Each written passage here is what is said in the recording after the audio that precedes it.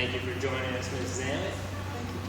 Would you begin by just giving us a brief summary of the delegation's trip to Afghanistan? I'd be happy to. Ambassador Ryan Crocker, currently our ambassador to Afghanistan, invited me to bring a delegation over there to evaluate for ourselves an independent assessment of what we felt or saw was happening there. He thought there was probably more to the story than what we hear in U.S. newspapers. And so when he asked me to put a delegation together, I was honored, and that's what we did.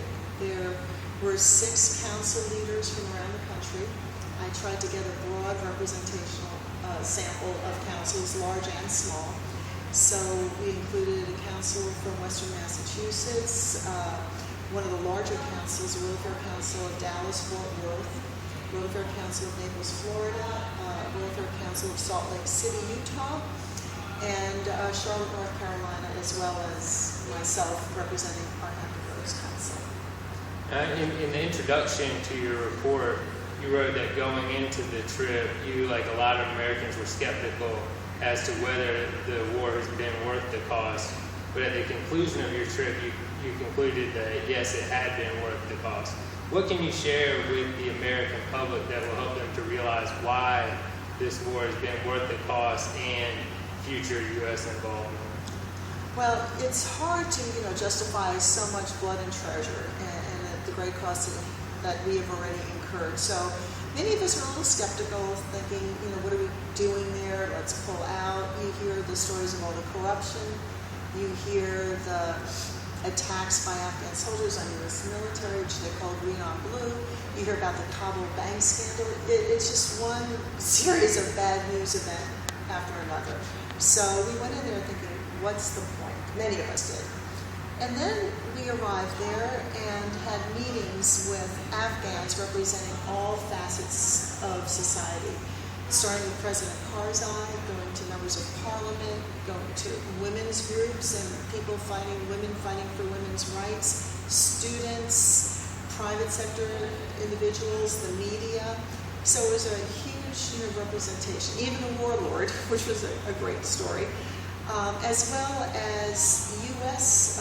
citizens who are not working with the State Department. There are educators over there. There's an American University of Afghanistan there. There's an American Chamber of Commerce there. And there's a whole backstory that we had no idea about, and it was an eye-opener. You touched briefly on education. How would you say that the Afghan education system is different today than it was 10 years ago under Taliban control? There's huge change over the past 10 years. Just one statistic, and these changes are not just in education, but in health areas, in lifespan, in income, GDP income changes. But education, 2002, there were 900,000 students in the school system in Afghanistan, and they were all boys. Now, there are almost 4 million students going to school, 38% of whom are girls. That is an enormous change. Also, there are 38% of the teachers now in Afghanistan are women. So there have been huge strides in that. And we met with U.S. AID, Agency for International Development, workers who were in the schools teaching English, teaching Western literature in the universities, and there were co-ed classes in the universities. And I just never expected to see it. And the kids were excited. They were studying, engineering. They were studying English, and they are committed to a better future. Now, your report also talks about how over the last 10 years there have been great increases in life expectancy as well as great reductions in infant and maternal mortality. Did you see any indication that the Afghan government was taking into consideration the implications of a huge demographic transition in their plans for the future? Well, just to indicate the massive change, in 2002, life expectancy was 44 years of age, and now it's 62 years of age. So that's a huge increase, although not to the point where you're worrying about years of Medicaid, because 62 compared to the West is still, at least 10 years younger, but still considering where they had been. And also the access to health care has jumped to where 60 to 65% of the population is now within an hour's reach of a healthcare facility, and 85% if you take a car into account. So there have been huge changes. A lot of it's due to the decrease in maternal mortality, huge increase in midwives, which are so crucial to Afghanistan since they don't have access to hospitals. You don't find major hospitals in the outlying areas. But looking ahead, the Afghan government is concerned with unemployment and underemployment, which is typical of that region. And especially with the increase in educated students, that's the huge factor. What do you do with all these unemployed, educated youth? And that could be a security issue.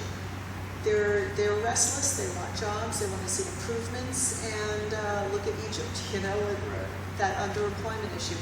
So that's a factor that they're working on, and that's why they're trying to bring in Western standards in their businesses and trying to improve the economy, trying to create more employment. And the mining sector is opening up with all these new finds and mineral deposits. So that's going to create avenues for employment. They need engineers, and a lot of students are going into that. So they're working on it. And they have hopes that with this newfound mineral deposits, oil deposits, natural gas deposits, they'll start having more money in their, general government funding to take care of employment. Now, the report frequently cites 2014 as a possible critical turning point in the conflict. Why is 2014 so important? That's the year everybody is concerned about. There's two major issues in 2014. One is President Karzai's term is up, so there's going to be there's a presidential election. That's a huge uncertainty. And also, there's a drawdown of the international troops, especially the U.S. Are drawing down their troops by 2014. So the people are faced with a double whammy. An unknown with the election, who's going to take over, and whatever the faults are of President Karzai, and he has a few, he has still been the only one that all the different tribes, and it's a very tribal society, would accept as president. So trying to see who would be his successor and what will happen has been on everyone's mind, and that's what everybody talked about. But we met with two opposition leaders, so there are people that are interested, and the U.S., I know, wants to help Afghanistan, trying to broaden the range of candidates so people feel that it's a legitimate, credible election, and they're learning, the processes of campaigns, parties, institutional development.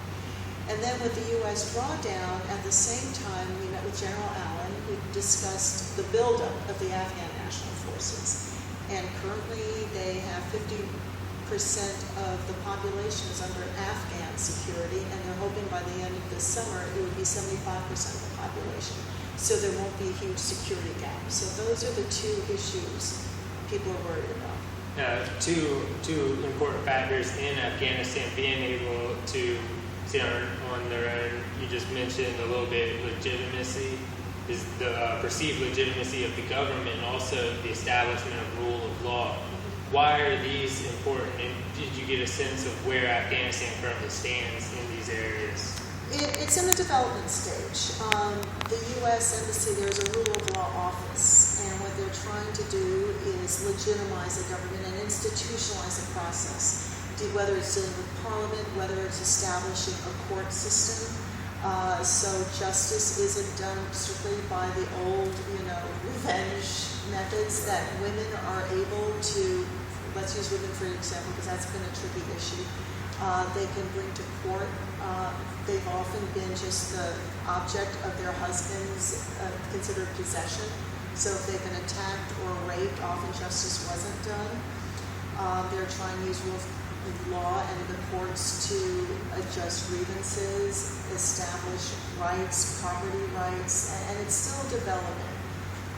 But they're there. I went to an opening of a new court of law in an outlying province that borders Pakistan, and they just have initiated 20 judges. So that's, it's exciting to see, but it's still, developing. And legitimacy, that the people feel they have a representational government, is going to be very key, and that's also developing. Now, you'll be addressing the World Affairs Council Global Issue Forum on July 12th. Beyond that, what's on the horizon for Maria Zammit? Well, I'm still working on programs for our local council, and looking forward. We have the Afghanistan ambassador to the United States coming in October, Ambassador Hakimi. He's absolutely delightful and terrific, and I think our members will like him. And then there's a very active travel program with the World Affairs Council of Philadelphia, and I will be leading a group to Vietnam in late November, so I'm looking forward to that as well. Well, thank you very much. Thank you, Brian. And Maria Zammit will address the World Affairs Council of Greater Hampton Roads Global Issues Forum on July 12th, 2012 at the Baron and Ellen Gordon Art Gallery at Old Dominion University. Please visit our website, www.hrwac.org, for more information.